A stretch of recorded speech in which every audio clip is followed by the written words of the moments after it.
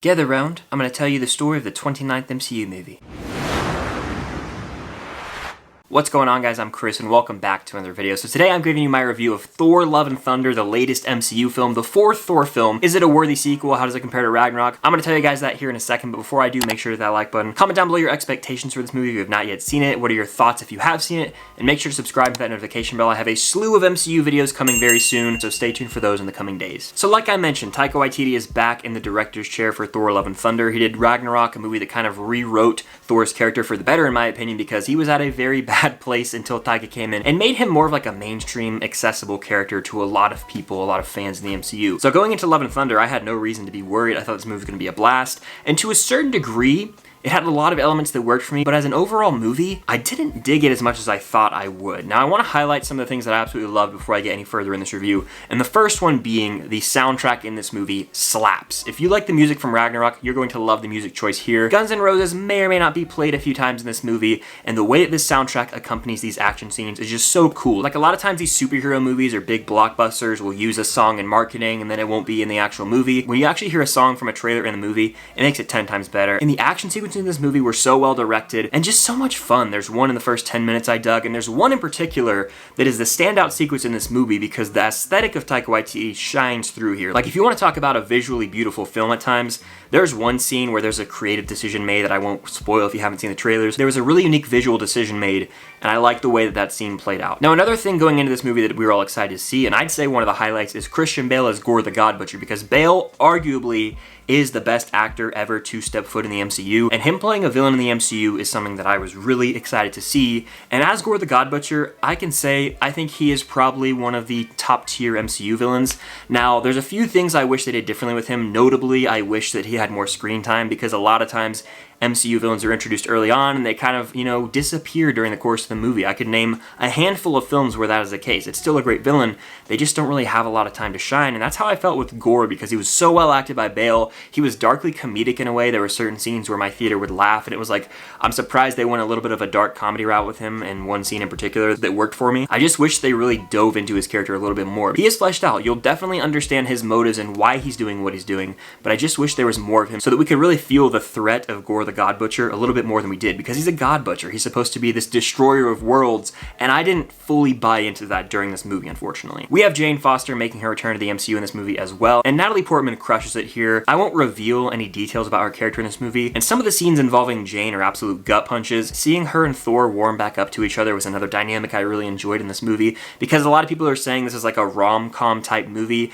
I don't think it really follows that template, and I wouldn't even necessarily call it one of those myself, but I would say their romance is kind of front and center here. So in a way, it does have vibes of a rom-com, but it's not at all a romantic comedy in my opinion, because in my eyes, it's a straight up comedy, and that's kind of a major issue I have with this movie, is Thor Ragnarok was a funny ass movie. You could tell they really wanted to take a drastic change with Thor's character. There were laughs to be had in that movie, and it was a lot of improvised too. But the thing about Taika's humor as of late is it's feeling a little stale. It's kind of like the same shtick over and over, and there's nothing new to provide, and that just is where I'm at right now. I'm a little burnt out on Taika's humor. I felt that in the movie Free Guy when he was acting, because now the humor almost doesn't feel as smart.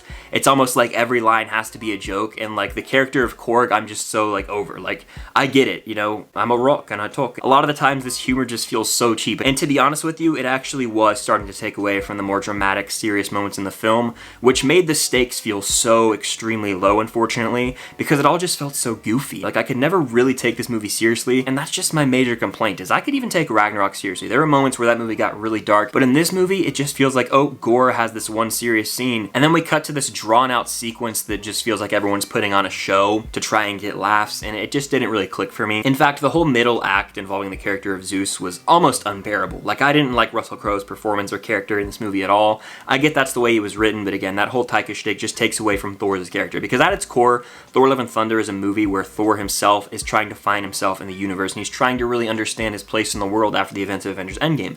And I didn't think it was effective as it could have been, because the humor kind of took away from that. Now, I'm not saying eradicate all humor from an action movie and make it super serious, because that's kind of how the first two Thor movies were, But humor doesn't have to be so on the nose. It can be kind of subtle, like in a movie like The Batman, where there are laughs in that movie, but it's just not throw-at-your-face joke after joke, or fishing for laughs, and that's what this movie felt like a lot of the times, which unfortunately made it hard to really connect with anything. Another thing that I want to point out with this movie is, like I mentioned, the stakes. It almost feels like in the MCU nowadays, these movies have gotten so predictable, and that's just unfortunate. And it just doesn't feel as fresh as prior MCU films, especially not Ragnarok. That movie had a lot of unpredictability to it. This one, it was like, okay, I kind of see exactly where we're headed here, and that just made the ride feel a little longer than it should have, because the movie clocks in at 2 hours, and while it's got these flashy and, you know, colorful action scenes with a really nice soundtrack, those don't save the entire movie because there's still an entire story here that's kind of paper thin in my opinion. I feel like Valkyrie was kind of wasted as a side character, Korg is just kind of being a goofball the whole time, and so the relationship between Thor and Jane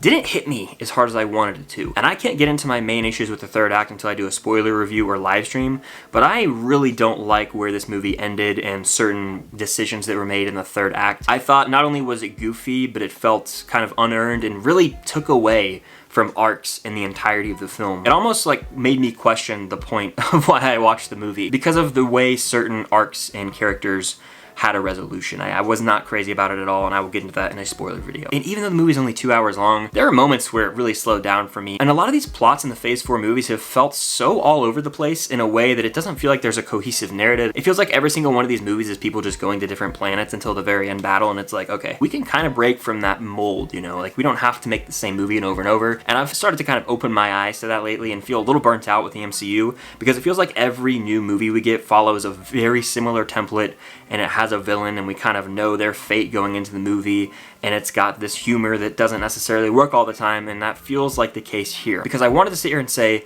Thor Love and Thunder is a top 10 MCU movie. It's a breath of fresh air for the MCU, and unfortunately I can't do that. It feels a little stale. I'm really bummed to say this. You know, Taika killed it with Thor Ragnarok. This one wasn't particularly my cup of tea. I have a lot of issues with the way the story wraps up that I can't get into right now, and I think Thor Love and Thunder is flooded with humorous moments that don't necessarily need to be there every step of the way. So while the action scenes are kick-ass and I really could just watch an entire compilation of those for an hour and just be so satisfied, the actual story itself didn't hit as hard as I wanted it to. Taika's direction is starting to get a little bit repetitive for me, and I'm kind of falling out of touch with his style of humor now. So while I wanted to sit here and say I loved Thor Love and Thunder, it was just alright, and unfortunately the MCU lately has just not hit the same as it used to. Now if you're a fan of the MCU or Thor, you're going to have enjoyment with this movie. It will probably vary from person to person depending on how funny you think the movie actually is, but don't go in expecting something too serious because, like I said, 90% of the lines in this movie are trying to get a laugh out of you. I recommend seeing Thor Love and Thunder still, especially if you enjoy going to theater for the MCU movies, superhero movies,